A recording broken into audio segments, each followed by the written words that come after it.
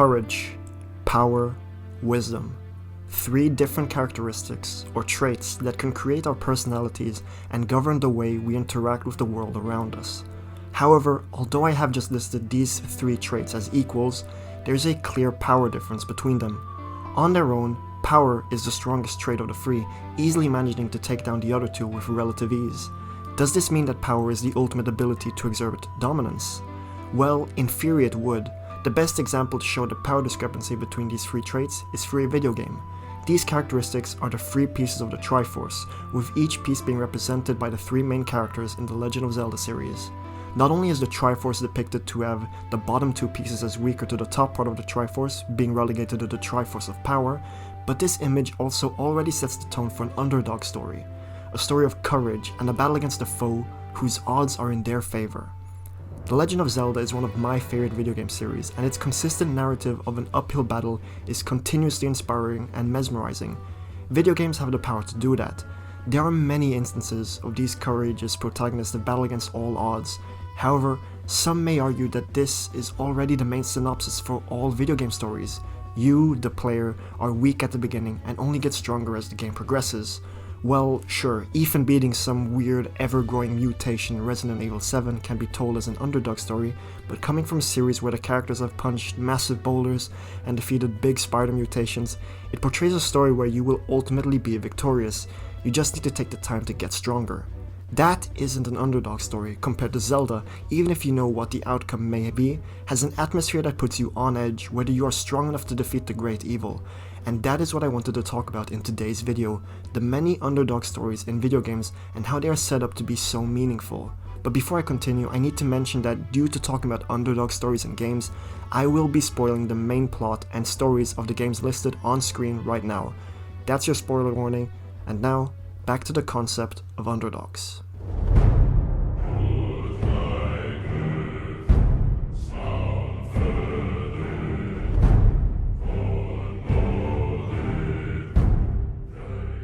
The first part of creating a good underdog story is, well, setting up the story.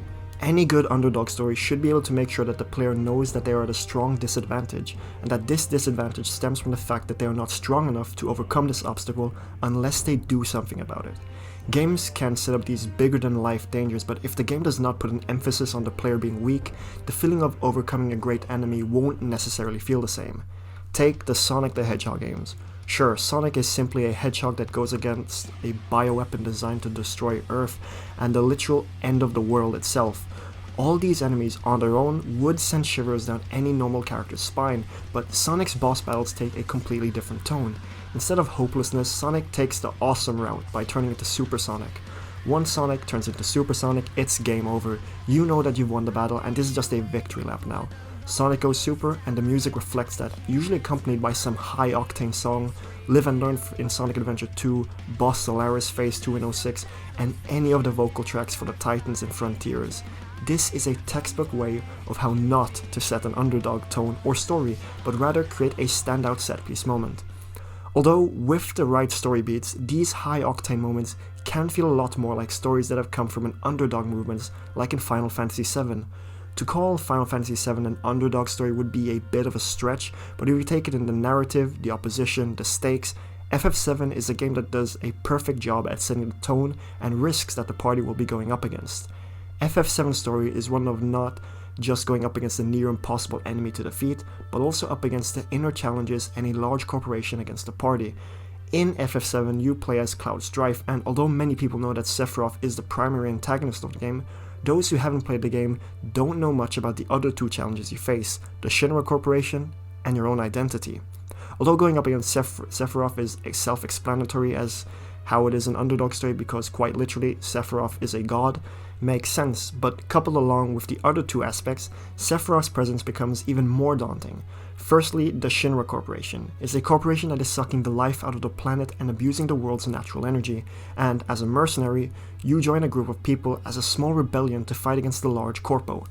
Going up against a government that has full control over the whole world would sure sound like an uphill battle, and once you manage to grasp the size of FF7's Gaia world, you realize how much control they have, creating huge class disparities and how much they've destroyed to achieve their personal agenda, and it's then you realize how insignificant you really are in the whole grand scheme of things. However, although Sephiroth and Shinra both pose threats to the world itself, the final aspect that creates this massive underdog story against all odds is Cloud's struggle with his own identity. Personally, I find Cloud's own personal struggle to be the most vital aspect in creating the right tone for the grand battle. Throughout the whole course of the game, you realize that Cloud is going through some stuff. No, not the stuff that he is in a love triangle or love square, if you know what I mean. I'm talking about mental issues. Cloud is dealing with the loss and death of his best friend and adopts an imposter syndrome and fake persona of sorts, and as the game pushes forward, we start to see the cracks in Cloud's narrative and the flaws of his character.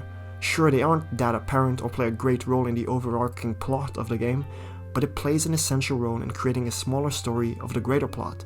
Seeing Cloud's world crack before him, and thanks to Tifa learning to accept himself, although the way I'm describing it may sound kind of corny, it's an important message that not only gets Cloud back on track, but also boosts the morale of the party.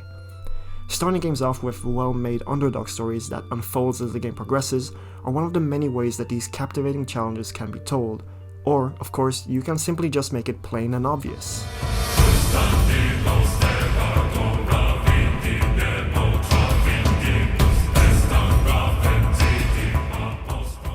Although Cloud's inner struggle is a gripping underdog story, it's more subtle compared to, well, this. Many people would call this scenario a David versus Goliath situation, which I mean, yes, totally makes sense. Have you seen the size of the fire giant? However, you can't just simply put a big monster in front of a smaller character and magically make it similar to the aforementioned story. I haven't played much, but let's take God of War, 2018 in particular. You fight against big foes, but even if you are smaller in stature, you are Kratos, and Kratos slays anything. That's just the tone of how the battles are presented, and I don't see any issue with that. So, what are some examples of being put up against tougher enemies? I would like to talk about The Legend of Zelda once again, but I think that I'm going to have to talk about another title. Well, not really one title, but rather a series of games, the Soulsborne games. This is the embodiment of the David and Goliath story, or of Theseus against the Minotaur. All the protagonists in these games are given a name or described having the ability to lack something. Tarnished in Elden Ring, the bearer of the curse, or the chance of going hollow in Dark Souls.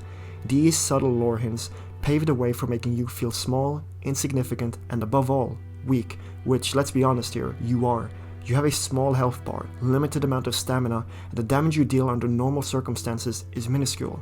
The bosses tower above you, deal massive damage or kill you in one hit, and every time you die, they still keep attacking you, which is the biggest flex of them all. However, you have one thing that the other bosses don't have: grit. Every time you die, you make your way to the same boss and try again and again until one time you finally make it. It isn't a character here that is showing signs of courage and rising up as an underdog, it's more of a self-insert of the player. I know it sounds cheesy or corny, but that's how these games are set up. With one universal difficulty, it makes all the players feel this feeling of being an underdog and defeating the many beings, enemies, and entities that roam the lands of between Lordran and Yharnam, which is one of the main reasons why so many of us keep coming back to these games.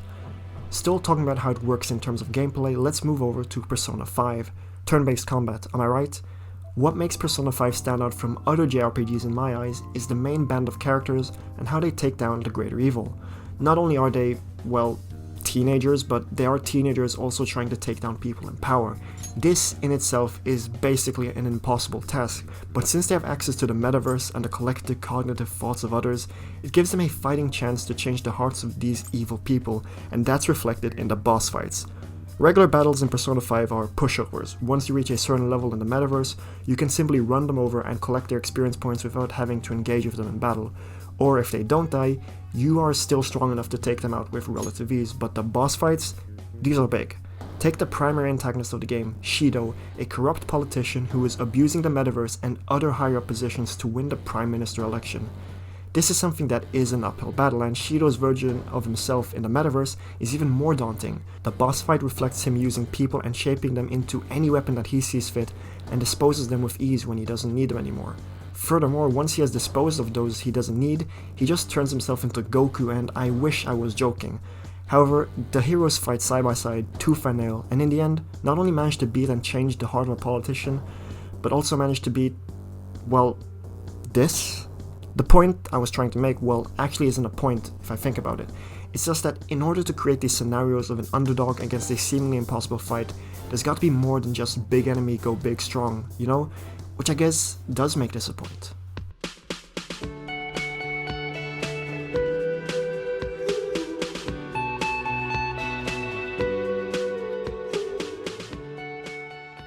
One final area, which I'll only talk about for a short while, is being witness to the growth of the character having their path to, well, a better situation. Although this might be similar in a way to Persona 5 seeing the party progressively take down more people in higher positions, or coming to terms with Cloud's identity crisis, these are situations that have already been written in stone and were bound to happen with, no, for lack of a better word, true input from the player. This is why I really enjoy the story and writing of Disco Elysium. Disco Elysium is a point-and-click role-playing game where every choice you make matters, and as the player character, you can choose all the wrong options and send your character into mental descent, but that's not satisfying now, is it?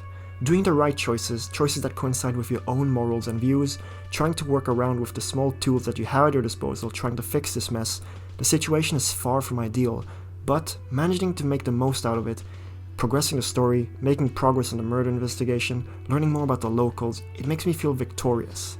Managing to create a better situation from a terrible one, all based on your own choices, is truly an underdog story like no other, and above all, becomes a whole lot more personal.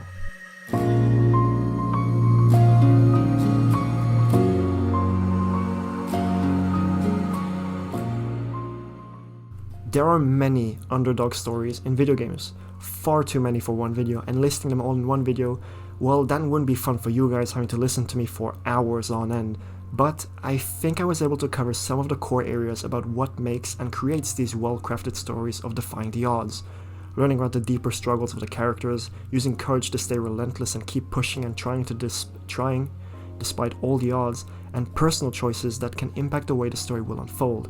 These stories teach us one thing, and it is quite simple really. If at first you don't succeed, try again.